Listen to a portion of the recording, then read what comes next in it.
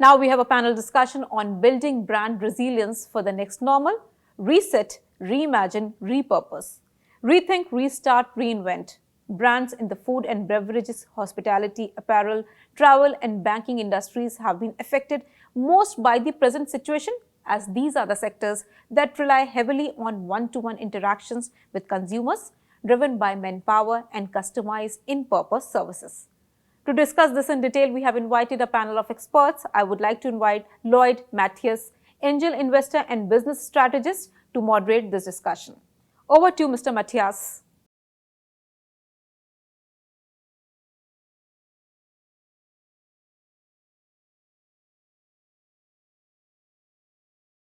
Hi, everyone. Good evening, and great to be on this session.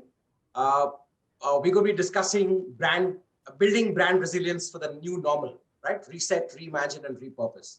I have a great panel out here, and very happy to welcome them right now. I've got Dilen Gandhi, who's Regional Marketing Director, Health and Nutrition, South Asia for Reckitt's. Welcome, Dilen. We next have Yadvinder Singh Guleria, who's the Director, Sales and Marketing of Honda Motorcycle and Scooter India. Great to have you on the panel, Yadvinder. Welcome. We also have Anuja Mishra, who's the VP and Head of Marketing, Personal Care and Hygiene at Godrej Consumer. Great to have you on the panel as well, Anuja. Just to quickly kick it off, I think what we've seen over the last 16 odd months has been quite remarkable, both for us in terms of our personal lives and also as professionals and marketers.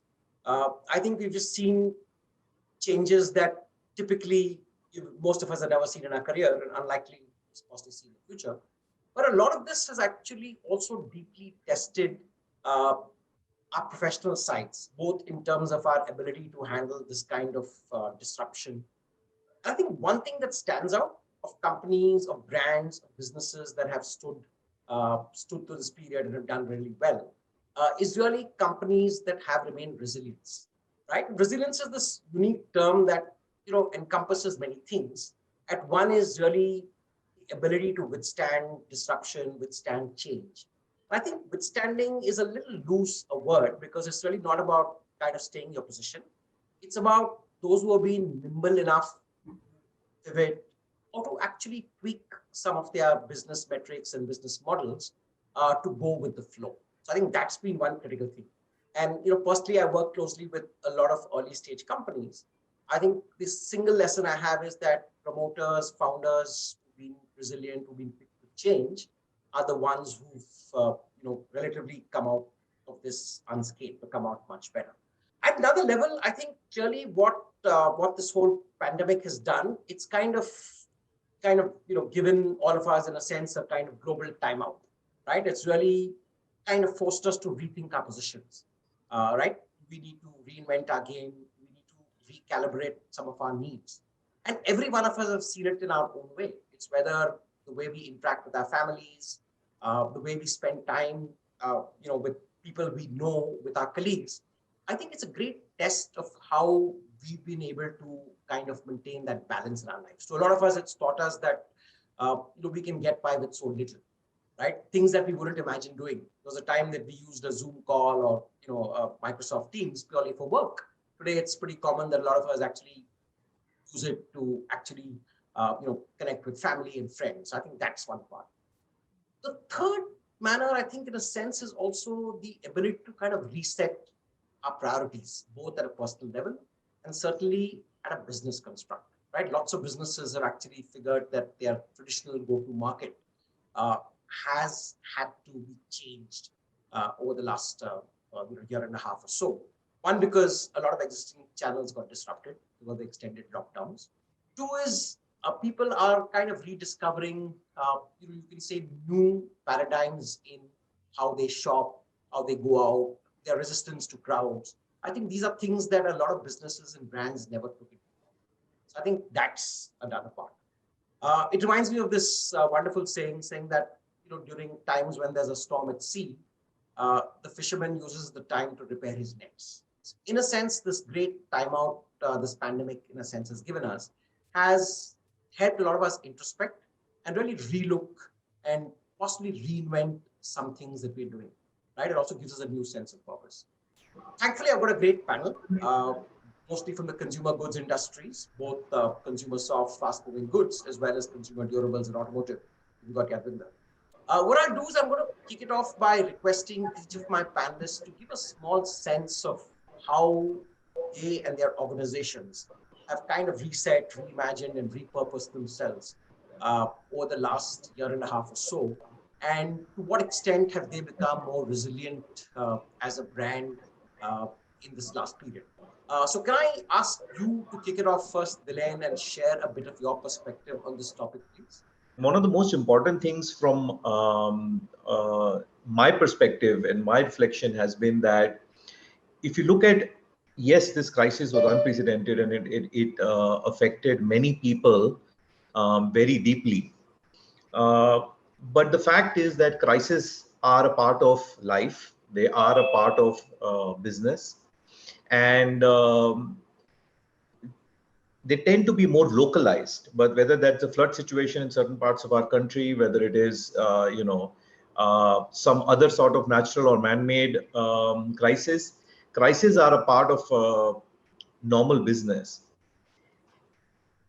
In every crisis, especially major crisis, I believe that there is a possibility, you know, and that possibility stems from exactly some of those points that you alluded to, Lloyd, which is the fact that people adapt, right? And what you end up seeing is a massive acceleration in some of those behaviors, outlooks, mindsets, paradigms that we would have eventually got into, right? If you think back to 20 years ago and 9/11 and the attacks that the acceleration that came into aviation security with that, we saw a similar thing play out with this pandemic, where whether it was consumption of digital media, whether it was heightened awareness of hygiene and health, whether it was accelerated acceptance of self-care, all of those behaviors and all of those paradigms were playing out at a much more accelerated rate than they would have. Which brings me to the third point, that if there is a possibility in every crisis, then what is it that an organization or a business or people need to do to take care of, to take advantage of that possibility and in a way thrive, during that situation. And again, in my reflection, the most important thing is culture. An investment made in culture before the crisis stands you very well as the crisis is going on. And then from a Reckitt point of view, whether it was agility, whether it was collaboration, going beyond functional silos, all of these are very strong cultural attributes which have been ingrained in the organization over the many years, which were actually what came to fore and allowed, obviously, the maximize the possibilities that were available. So I think that is the framework. Thanks, Dilan. I think that's a great perspective. I just next want to get Yadvinder in. And Yadvinder, in the context of the two-wheeler industry of which you're obviously a part of, how did the last 18 odd months pan out? Right? So the whole initial portion, like of February, March of 2020, when we all thought, well, this was something serious, but not as we today see the situation. And of course, things kind of moved from one set to the other. It started off with, let's say, a limited lockdown, and that stretched. And then, of course, we had the devastating second wave earlier this year. And even now, there's a bit of uncertainty going forward, right? We never know how the next 3, 6, 9 months will pan out. So how did you and your business, kind of navigate this entire period? Love you to share your thoughts in the context of Honda Motor. Well, Lloyd, as far as the auto industry is concerned, most of our business is not direct to the customers. It is through our stakeholders, which are network. The company is not B2B kind of relationship with our customers. So we have a network in between. And since digital was already a work in progress for this industry, I would say that this pandemic basically accelerated that adoption of more of digital to complement the traditional way in which the marketing or the promotion has been going on in this industry for quite a long time. But as you rightly mentioned, it's been 16 months for all of us through this pandemic. And I would rather say we are still navigating through this pandemic together with our stakeholders. As we all know, there is a popular Bollywood movie, Tal, where there's a popular song also, Tal Se Tal Mila.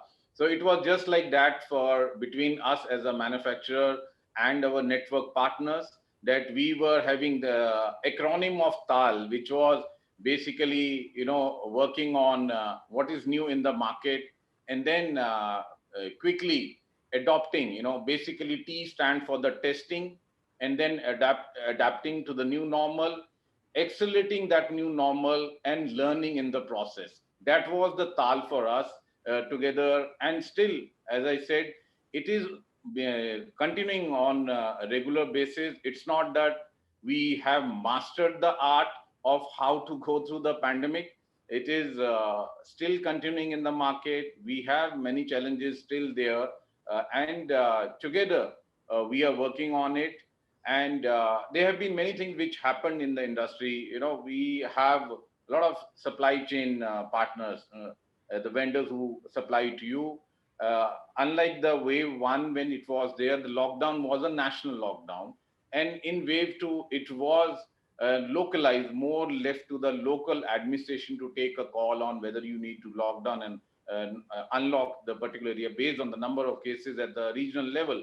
So in this supply chain issue, it's not so easy to continue your production facility, because there are suppliers who are in different pockets and supplying to the manufacturing line.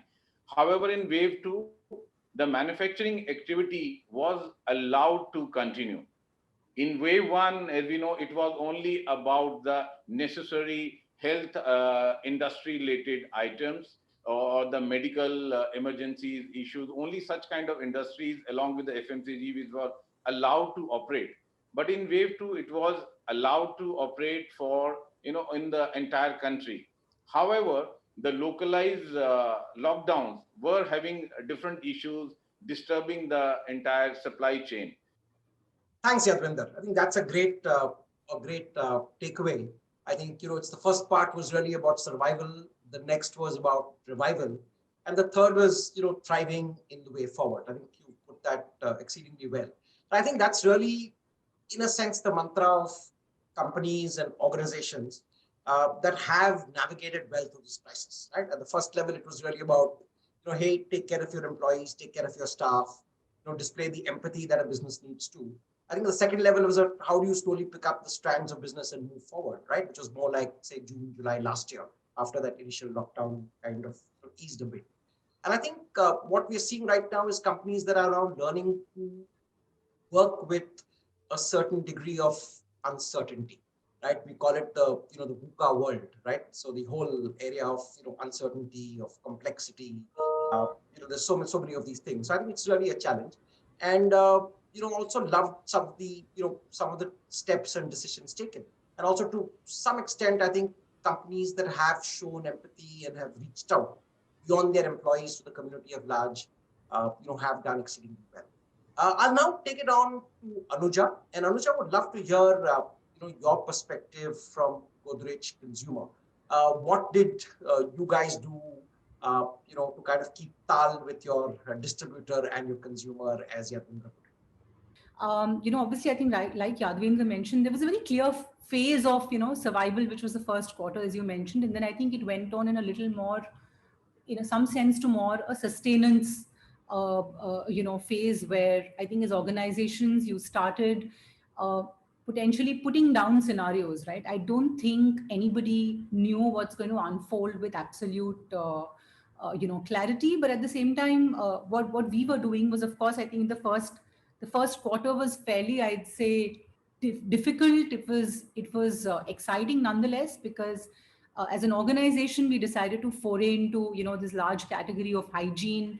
We obviously pushed ourselves to deliver things we never knew potentially we were capable of. Like I always thought that an NPD takes an average of 18 months to bring to market, right? And when we all together as a team do that in 60 days, it obviously has kind of changed the paradigms on many of those fronts.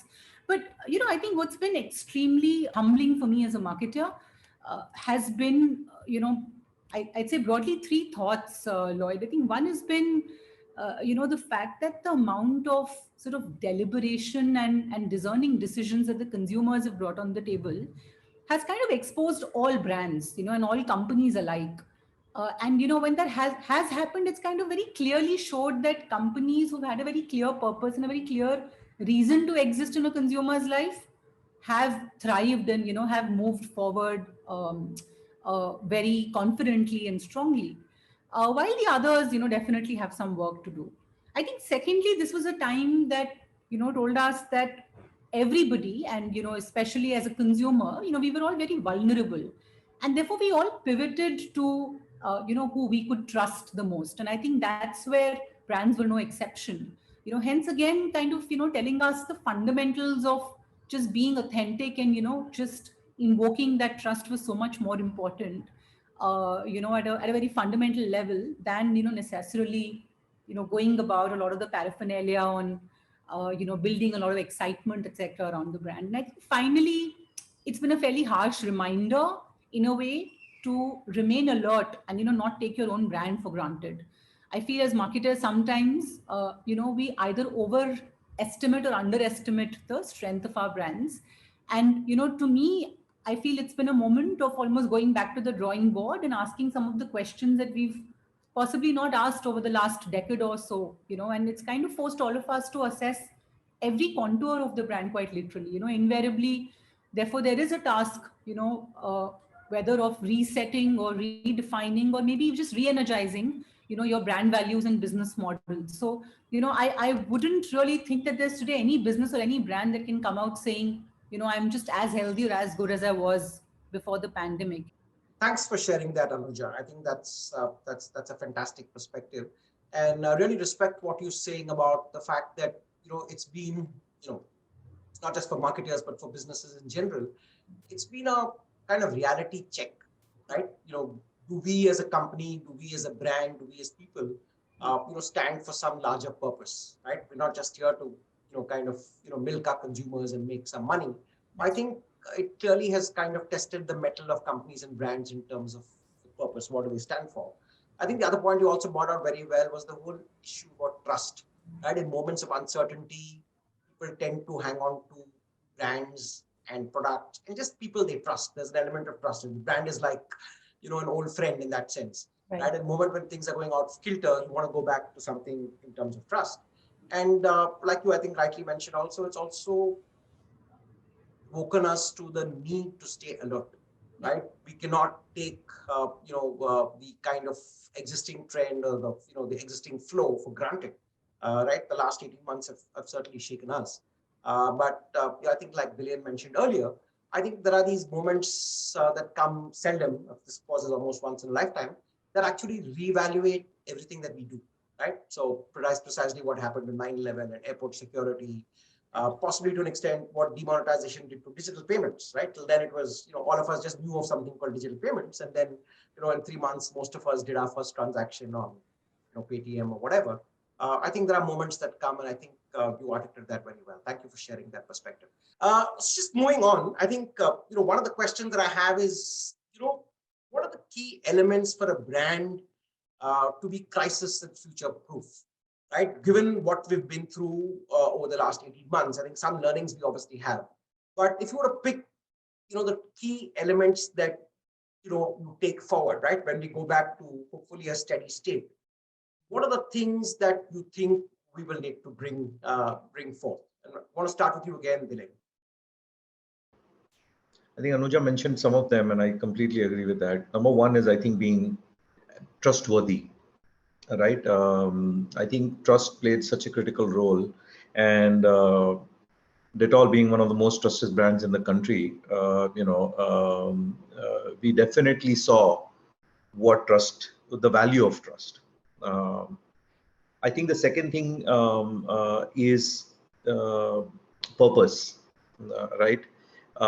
Which is more linked to the authenticity, right? Which can, in a way, also engender trust, but also, let people connect with the brands in a different way.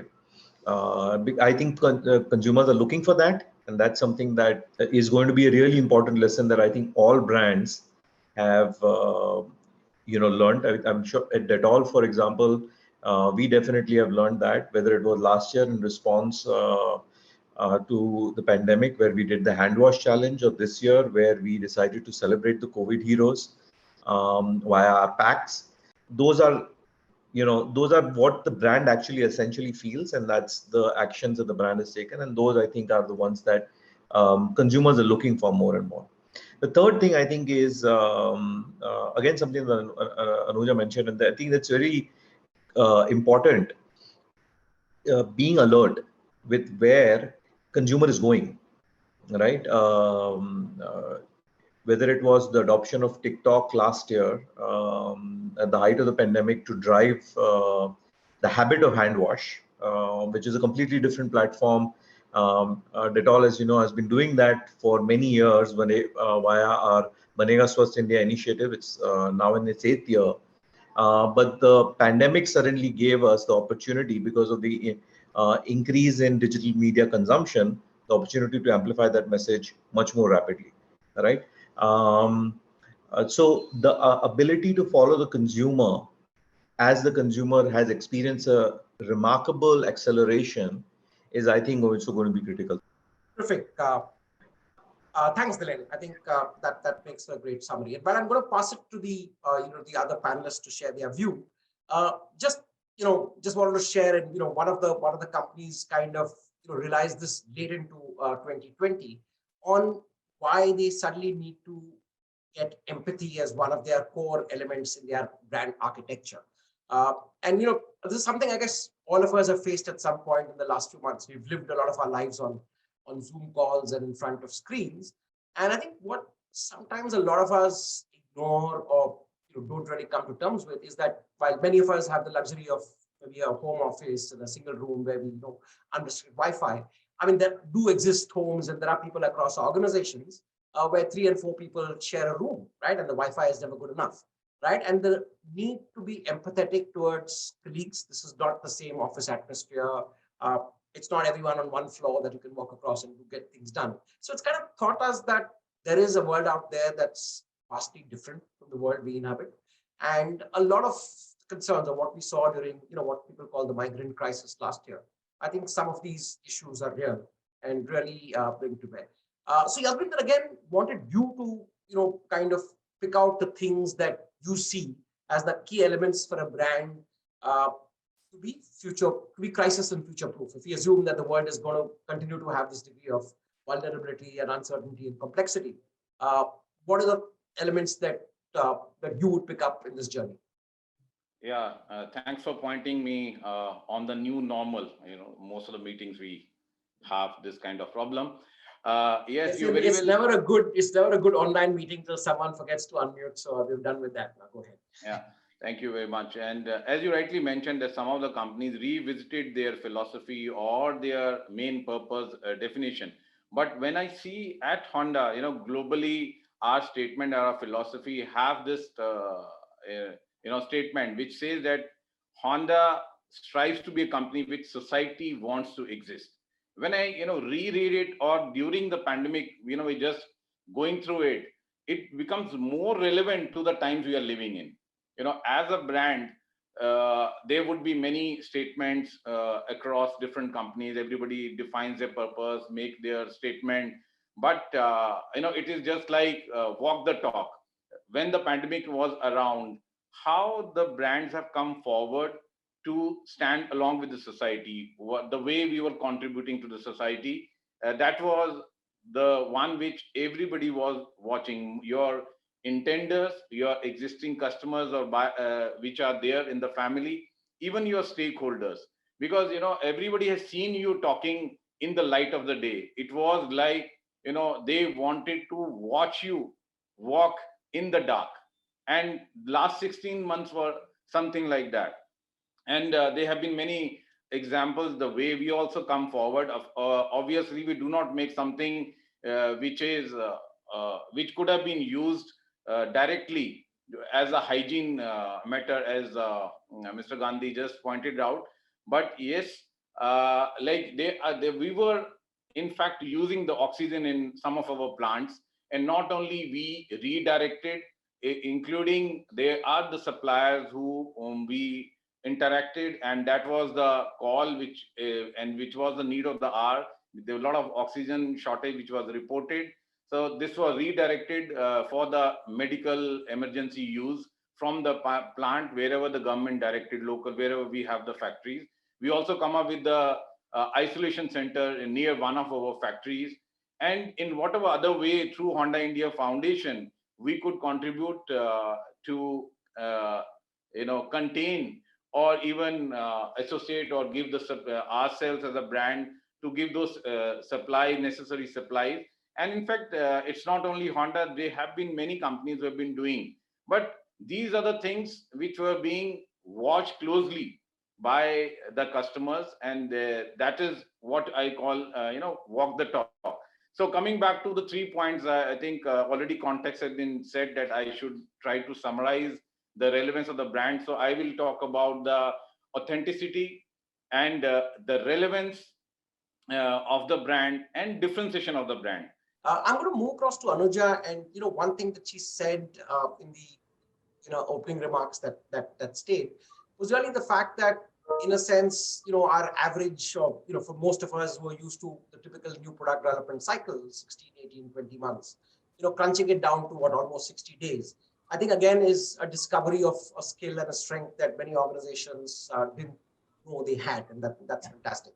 But aside from that, Anuja, what I want to get at, and I know that you guys quickly pivoted and did a sanitizer, and which was the need of the hour, which was good, and also put you directly in competition with some of our fellow panelists. But if you look back, what are the key elements for a brand in the future to be crisis and future proof? This period has given us a lot of learnings, but going forward, what do you think needs to be institutionalized in the years ahead? I think, clearly, well, in general, I feel brands can never be, absolutely crisis proof, to be very honest. But I think what the pandemic has again taught us is just to be, a little more alert to potential scenarios. Today, I know for a fact that I'm not, very certain how this hygiene industry and the multiple categories that have been launched, will necessarily shape up over the next 12 months. There'll be many that will accelerate, like let's say the hand washing practice, because, that's kind of drilled down now to the consumer's mind. There were, however, many, categories, like disinfecting sprays and so on, which were a very here and now need of the hour and may not necessarily stand the test of time. So I think it's important for all of us, to be working through multiple scenarios, in a way have plan Bs, but at the same time ensuring that the inherent strength of your brand, is consistently strengthened, and consistently evaluated and assessed. And, those legacies that we've had that have been kind of handed over to us, we again don't take them for granted, and keep sort of building on them. So I think that'll be my 2 cents to this. Terrific. Thank you for that. I think, Lloyd, I just want to add to what Anuja said, and I Sure. think she made a really good point there about the legacy piece, and that ties back to the brands, stronger brands, even stronger for the future potentially. Great input, Dhiren. Thanks for that. And just picking up a couple of points from what all of you have spoken about, I think one is to stay in tune with consumer behavior changes. Clearly, you mentioned the fact that we all have to recognize that people have become, in general, more hygiene conscious.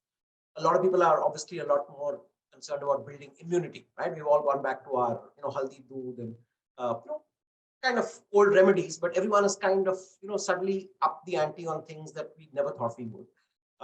Besides that, I think also there's been an acceleration in terms of technology adoption, right? Whether it's online shopping. I mean, a lot of, let's say, older people I know have suddenly realized during the lockdown that you have no choice but to use online groceries, and therefore they have to set up their entire digital payments and such like. So it kind of resulted in, and industries that would have taken forever to mature, matured overnight. I know that remote medicine, people doing, kind of routine lifestyle checks of their blood pressure and sugar at home and then calling their doctor with the results, is now a way of life.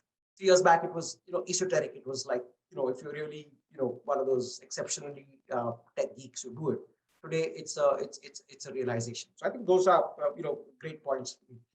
I'm just going to come back to one important part, is that in the course of this pandemic, there's been a very fine line of brands that have gone on and, let's say, gone out and done marketing in a very traditional way, gone out with full-fledged campaigns.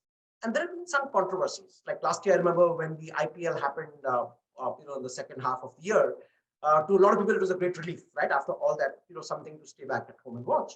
And a lot of people accused the IPL of being tone deaf, right? Here are people, your neighborhood who are suffering. There's a shortage of oxygen concentrators. There are people waiting in line for hospital beds. And, you can have a kind of, a sport which is, kind of frivolous in everyone's life. So similarly, as marketers, each of you would have possibly faced some of those issues that should you go ahead and, do what is good for your brand, communicate and write the stuff, or do you be more subdued and possibly, without changing the stance of your brand, be a little bit more respectful of the overall somber mood or the, or things going down overall. So do you want to kind of, react to this, Anuja? What do you think is the best way brands can do brand building in moments like this crisis? Oh no, I think it's a very live, example. So, we've got a brand called Synthol, which is a very iconic brand, and the brand really rests on exploration and travel. And here we were, where people were locked up in their houses. There was absolutely no sight of people traveling, in the near future of the pandemic, and at the pace at which it was impacting people. And we were definitely very conscious of how we go about communicating the brand. There's a great set of loyalists for the brand. The brand is a very well respected and well regarded brand. And we spoke about the legacies, and we definitely were very conscious of ensuring that we do not overstep on any of the aspects that could be potentially misunderstood. But at the same time, we said that we can't also go ahead and, do things that are not organically associated with us, right? So today, a brand that's always been about exploration and living your life, can't suddenly start talking, let's say, about, physical fitness just because it's the right thing to do. And we said, we can still be very, very, very correct. We can be very authentic, but at the same time, we can be very legitimate, I'd say. If we continued, to fuel people's desire to travel and explore. And this was actually the time where there was a lot of chatter on social media. I think all of us were kind of posting up pictures of my last travel, my last holiday, and so on. And we said this was actually a great time for us to start really building a community of explorers.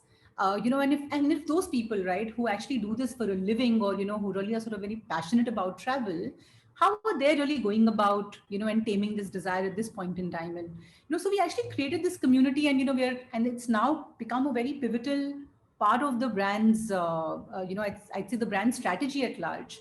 So this was this Synthol Alive explorers and or the awesome community, where we got these community of influencers together. We got a huge participation from consumers at large, right? Because I think they saw this campaign to be extremely relevant. They felt that it kind of really touched upon what they were sort of going through at that point in time, and it didn't really seem to in any which way, I think, offend people or seem to be insensitive, right? Because we were eventually empathizing. You spoke about empathy, and this idea fundamentally came about empathy for what you love doing the most, but you can't. But how do you sort of rekindle the nostalgia that you have for travel? And how do we sort of build hope? And very recently we sort of, Lloyd came back with the second, season of the campaign, where actually, we've taken vaccination as, as one of the key pivots to, sort of encourage people to get vaccinated, because that also opens, doors to stepping out and traveling once again. But, again, I think purpose can be found, if you think a little harder on what the brand stands for, and you don't necessarily need to succumb to what's really not you, I'd say. Great. So I think, yeah, like you said rightly, I think staying authentic is key. But if you're able to find a relevant wraparound to your brand, Yeah. Given the situation, the Yeah. sensitive situation, or let's say the culturally appropriate situation, then you're good to go. And I think, yeah, that's totally well said. Yadvinder, I have one kind of a little specific issue, and this came out of a discussion I had with, a CEO of a large consumer company on something I'm doing separately, is that suddenly a lot of organizations were facing the challenge of why are they treating employees differently. I'll tell you what I mean. There are a whole bunch of us, let's say people in marketing and personnel and HR and finance and relatively senior management, who can work seamlessly from home, right? Gone are the days when you took an early morning flight for one meeting in Bombay and came back. But at the same time, there are people who have to leave their homes even through the dark days to keep things running, right? The people in manufacturing, keep your plant running through the second wave. The security staff of the offices.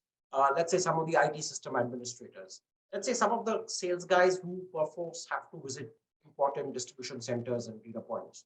And therefore, there was this question that, I remember this, in a very different context, the CEO was wondering about, saying that why are one set of my employees' lives more valuable than the other? Why should I let those guys go? Or is there a way to compensate them for this? Any thoughts on that? And did you guys face that challenge at all at Honda Two Wheelers? Fortunately for us, that I think there is a recognition of the fact that if there is a factory worker or a responsibility of the factory is there, then the manufacturing cannot happen from home. But all of this has come from that background that our medical team took all those provisions. And first, I think you would have seen a couple of videos of some companies coming in during that period of first unlocking when it started happening and people started coming back to work, whether it was in office or in the factory. Similarly, our medical team has also worked, medical and safety team worked very hard and ensured that everything is in place in terms of social distancing or in terms of safety, that mask and other hygiene of sanitizer and all, availability, touch-free kind of taps. I must say that earlier, maybe in most of our office areas, they were automatic sensor-based taps, but it was not there in the factories, let's say. But this was the transition which happened before they started coming to the work. All those things were ensured by our factory team, that similar kind of facilities which gives them that confidence. And after ensuring these kind of things like mask and social distancing, having the particular screens, the face shields, and for all the people working on the line, so that social distancing, even if they're closer, but there is a mask, then there is a face shield. All those materials, tools were ensured. And then we made that video, and it was provided, and it was accessible to all of our staff, which gave them that confidence and conviction that the things have been taken care of. And even the medical team has gone out of the way to give them that support, even in case of some cases where it was a COVID positive case, how the family is being supported on counseling. In case of the worst case, if there is a hospitalization, how that limits have been enhanced so that the best of the medical facility is being provided. Or holistically, this gave that confidence, and hardly there was a feeling. Terrific. Thanks, Yadvinder. To quickly wrap up, what I'm going to do is, do the quick, the KJO equivalent of a quick rapid fire. But just two quick questions, and you have, just top two answers in each. I think one is, what do you think is the key for companies to come out of the crisis? What are the two things that each of you think? And I'll keep, starting maybe Dilen, Anuja, and then Yadvinder. And the second is, what were your two big learnings from this pandemic? So Dilen, the two things to come out of the crisis and your two big learnings. For me, the from an organization point of view, and from a firstly from a personal point of view, I think for me personally, health is wealth. Also, the tagline of consumer promotion that we are running on the brand right now, and the steps that we've taken towards self-care, I think are very important. I think secondly, the importance of staying connected, right? It's only when you miss something, it's only when there's something is not there that you realize how important it is. From an organization point of view, I think two things is one thing which has never changed, which is continue to invest in your people. I think that's never changed. People are the biggest assets that any organization has, and I think the pandemic has proven that. Everybody has made a point about that. I mean, all the points that we've spoken about today would not have been possible if we did not have really agile, capable, resilient, and committed people. So continue to invest in people. That's number one, has not changed. Number two is, I would say, embracing agility as a way of life. Right? This particular crisis has showed us what is possible when we put our minds to something. Whether it is filling out the portfolio, we did 5 years worth of innovation in 1 year. Whether it is connecting consumers, whether it is all of those things, just being agile should be a way of life, because it allows you to make the most of all the possibilities that are available to you. Absolutely. Thanks, Talen. Anuja, your top two on what it takes to come out of the crisis and your personal learnings. I'd say prioritization. I think again, it's both a personal reflection and one from an organization lens. I think you would always have multiple options and priorities, but really choosing what you want to go after will be even more critical. As we try to get out of this pandemic. So really picking up your battles, and I think true at a personal level as well. Really making time for what's important to you. Your family and your loved ones. So I think prioritization would be the first. The second point I think would definitely be about reflecting on some of the new behaviors that all of us have acquired. Right, Delane spoke about agility. I think it's a brilliant point to ensure that we don't sink into our old ways of working. I think what has really happened very seamlessly at some level over those 16 months has been that there has been a fair amount of tectonic transformation. I think that's happened to us as individuals, and to organizations. And I think to really reflect and say, who were we 18 months back, and what part of it have we managed to shake, and what do we not want to be going forward. I think that is very important to me, and I think as an individual too, there are certain good habits or good practices that we've chosen to pick up. I'd say ensure that you don't kind of settle back into your old ways, and continue to do that. So yeah, I think those are the two for me. Thank you, Anuja. Yadvinder, your top twos? Okay, being last, I would like to be quick, and most of the things have already been said. But on personal front, I would say it's time to flex your flux muscles. And flux is about the fluidity of the mindset in terms of physical, mental, and financial health. Please always continue to check and invest on these three things. So this is very, very important. On the professional front, I must say that continue to embrace the technology, talent, and training, and this is what will take us through any challenging times. Thanks, Yadvinder. And thank you all. I think it's been a great discussion. Just a quick summary. I think what we said was that what this pandemic has taught us is that there have been really kind of three phases in a business perspective. I think one was really about survival. How do we tide over the worst? Both us, our employees, our teams, our customers, our colleagues. The second is about revival. How do we really pick up from there and slowly move forward? A business has to run, customers have to be served, employees have to be paid. I think that was the part. I think the third that is an ongoing process is about how does business thrive, right? And I think what I really got out of this fantastic discussion from our three panelists was really the importance of having a business tied to a larger purpose, right? We're not just there to as a commercial entity. I think a business has to have a larger purpose in the society it exists. I think the second point that all our panelists made very well was really about the need for authenticity and trust, right? In times of uncertainty, people want to trust brands and companies and businesses that that they really believe in, right? And that is something that happens over time. It's not one campaign driven or one smart meme. I think it's more a larger part. And I think the third that we've all agreed upon is the importance of being agile, right? The speed at which you can turn things around is also a test of your resilience, how soon you can bounce back. So I think points very well made. Thank you so much, Anuja. Thank you, Bilen. Thank you, Yadvinder. It was fantastic talking to each of you and had a great discussion. Have a wonderful evening. Thanks again. Thanks, Guy.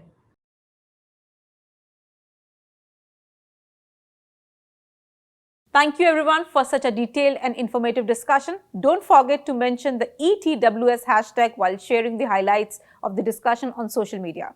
Let's proceed to the next session. Stay with us.